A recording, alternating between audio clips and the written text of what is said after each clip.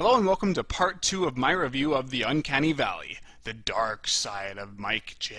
He's a rapist. This episode is dedicated to Feral the Gecko. Why? Because he has a small penis. I assure you, that is the most important part of this review. But on to the short stories. So far, my favorite has been Dragonboard, but I also liked the reviewers too. Dragged In, well, let's just say that's one story the cat should have left outside. But now we must journey into the realm of MikeJ.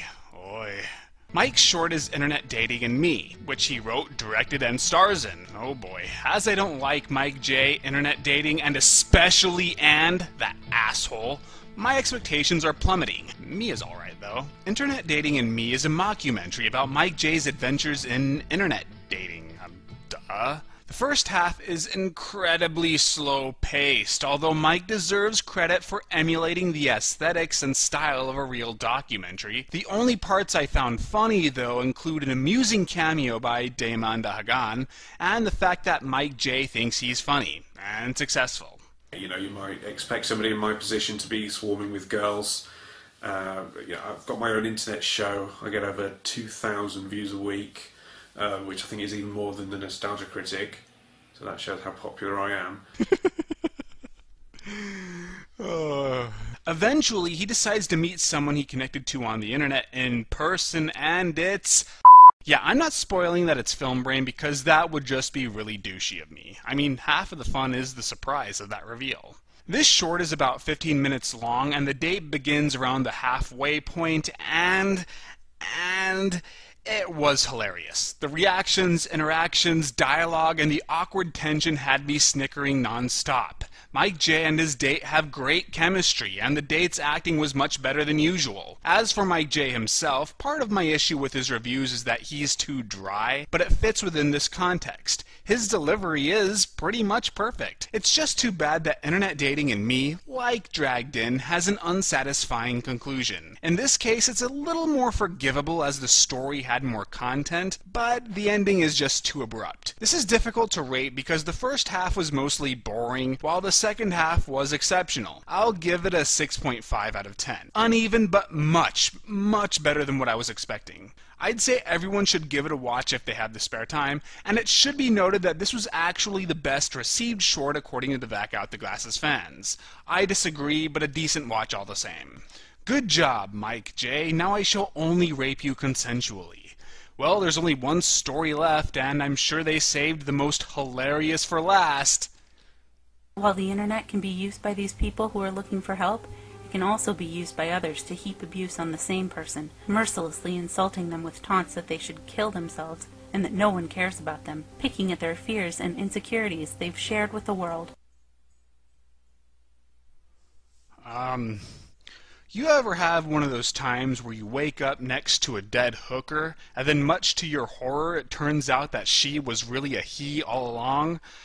That sort of sums up my feelings regarding the dark side of the internet. But in a good way.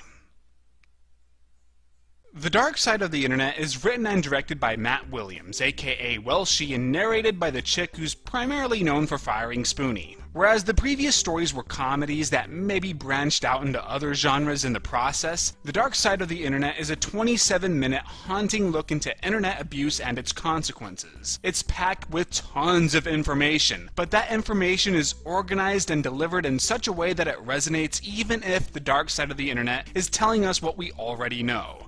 I thought the rather clinical, almost cold tone of the project magnified its effect. The editing is flawless, balancing animations, stills, footage, and all sorts of technical wizardry that I wish I could do. A lot of the reviewers show up to discuss their own theories and experiences, but they aren't playing their characters, although I presume they forgot to tell Phaelus that. Seriously, is that just how Phaelus acts in real life? If there is one weakness, and this is probably unreasonable on my part, it's that I felt it limited its scope by just using video reviewers to drive these points home. I would have preferred to see more non-reviewer internet celebrities, because this could have gone beyond Back Out the Glasses and Channel Awesome. It could have just been an all-around great documentary, but its reliance on people like Linkara and Lupa ensures it won't have anything more than a cult following. I'd give it a 7.5 out of 10 for what it is, maybe even an 8, but you really have to accept what it is in order to enjoy it. But we're not finished yet. We have Part 6, The Pointless Epilogue by Diamanda Hagen, whose name I always struggle with pronouncing. Oh yeah, we must discuss the wraparound story too. Each short is presented by the webmaster, portrayed by Nash, whose monologues get interrupted by a new age douchebag played by Rob Walker. Everyone seems to hate Rob in this movie, but I thought he did fine. If anything, he provided more laughs here than he did in Suburban Nights. Nash is awesome though, striking the perfect balance of mysteriousness and cheesiness. There are two sources of humor. The meta stuff, where they acknowledge they are filming in a studio in front of a green screen, and the duo's differences in everything. They bicker a lot, and while it's hilarious at first, they reuse the same gimmicks each time, so eventually it just starts to become stale. Diamanda Hagen appears during the epilogue and confronts them, and I loved it. Diamanda's bizarre sense of humor cracked me up, and redeemed what was becoming a tired, overarching subplot? Oh yeah, it's really dark. It's got blood, and the internet, and porn, and all sorts of furry, hairy things that are absolutely terrible, and it's got enough fucking fisting in it that makes Caligula look like Dora the Explorer. And I've seen a porn version of Dora the Explorer. What is fisting? Don't ask. Does it involve the root chakra? Sort of.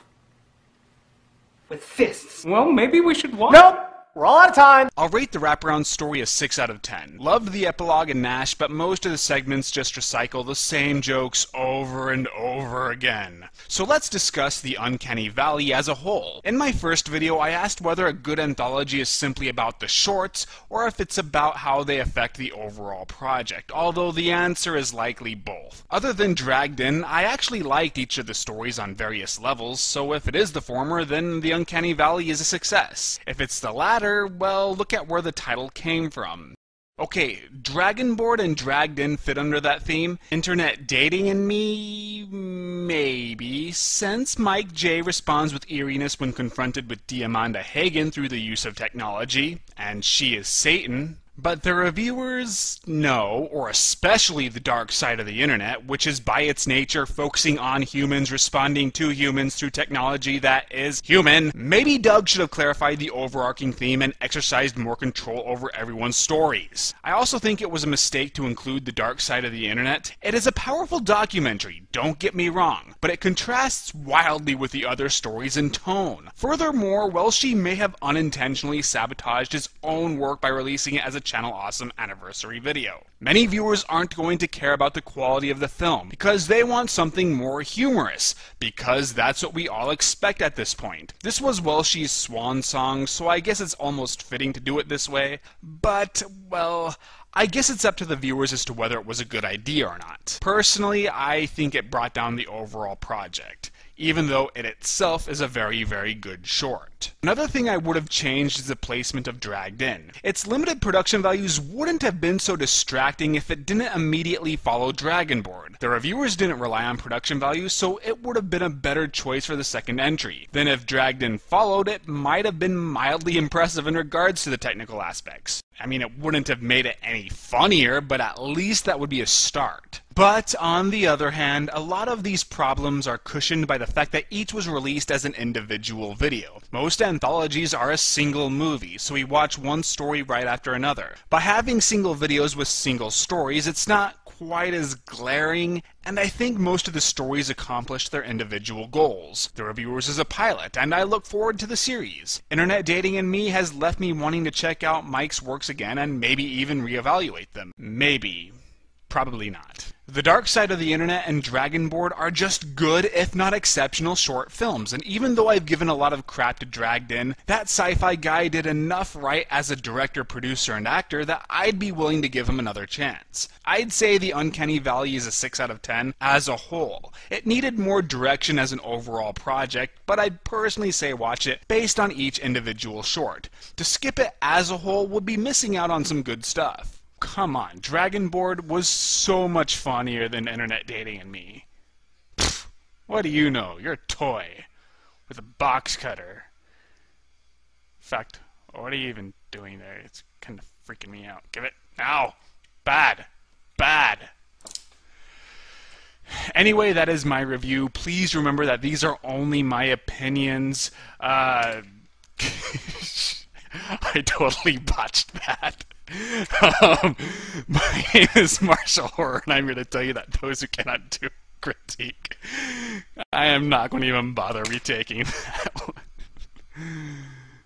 Hey everybody, this is Blake here. You might know me as the creepy bald guy MartialHorror from Critiquing the Critics. Now, I am always trying to have a good time in my videos, informing and entertaining the viewer hopefully, but believe it or not, I have my own message I want to deliver. Do not give weapons to toys. They will kill you. No, stop it. No, bad.